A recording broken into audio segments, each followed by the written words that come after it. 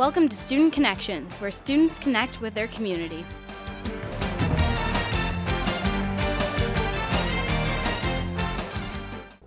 Welcome to Student Connections. I'm Paige Dawson. And I'm Mackenzie Guzzo. Our special guest today is Mr. Brian J. Whiston, Superintendent of the State of Michigan.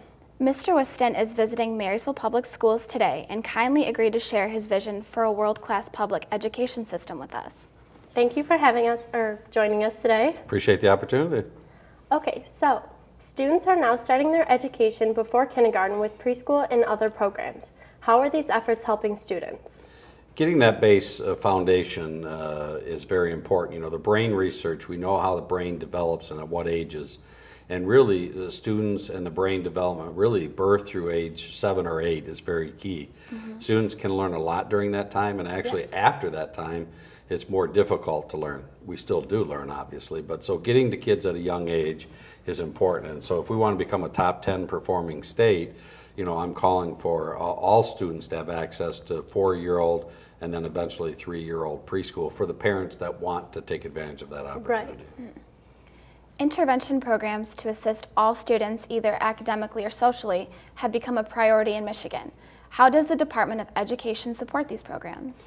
You know, every student needs something different, and so we have to create an education system that meets the needs of individual students. Right. That's not only academically, but that's socially, that's extracurricular activities, that is their development, and help them accomplish what they want out of life.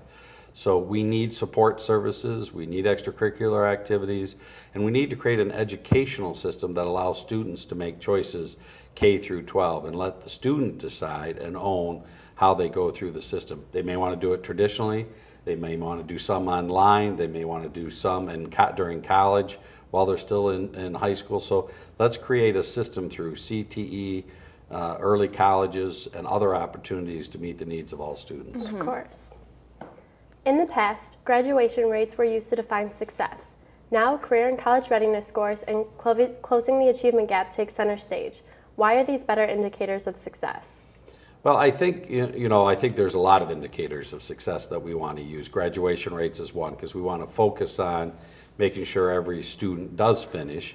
It doesn't have to be in 4 years. Some take longer, some take less. And again, it ought to be flexible to meet the needs of the students. But, you know, we also want to use judgment of success as, have we prepared kids to be successful in college, in the military, in the business world? And if we're doing that, providing those options and helping students be successful, then we're doing our job. So I think there's multiple layers of judging whether schools are doing a good job or not, and you mentioned several of them. Mm-hmm. So in your role as the instructional leader for the state of Michigan, how do you educate the governor, legislators, and other stakeholders about successful school policies and practices? Well, that's why I'm out in schools and visiting. You know, last year I visited 52 schools districts. I hope to do that again this year. And learn from students, learn from teachers, learn from administrators, learn from parents, and then share what I've learned, what's working well and what's not working well with the legislators and governor. And that's kind of how I came up with the vision for assessment. As an example, in this past year, we reduced assessments for 2.5 hours for elementary kids and up to 8 hours for high school kids. You know, assessments are an important measure, but it's only one measure. And so we don't want to overemphasize testing, but it is important. We do invest billions of dollars in education, and the taxpayers have a right to make sure that we're accomplishing something. So testing needs to be part of that.